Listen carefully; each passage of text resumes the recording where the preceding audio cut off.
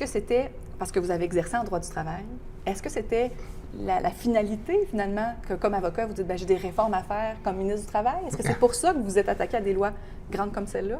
Bien, c'est certain qu'en pratiquant le droit du travail, ça m'a permis de réaliser que souvent les lois étaient derrière la société, derrière les besoins des milieux de travail. La société avance et on doit... Ben oui, comme Sarah, en 2021, quand on a fait la modernisation du régime de santé et sécurité du travail, on ne parlait pas avant de risques psychosociaux.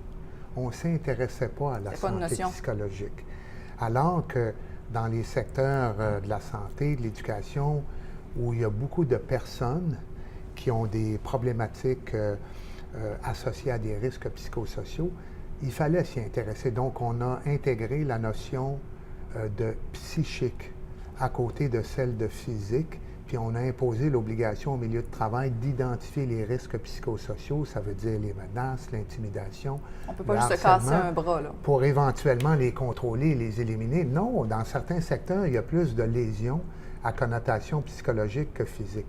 Fait que c'est sûr qu'à chaque réforme, moi je me disais, il faut répondre aux besoins évolutifs de la société. Puis je trouvais que le législateur, à certains égards, pour l'évolution du marché du travail, était statique. Fait que c'est sûr qu'en politique, ça me permet d'être actif, puis de m'assurer que les lois non seulement s'adaptent à la société, mais puissent jouer un rôle pour stimuler les milieux de travail à avancer et se donner une vision de l'avenir.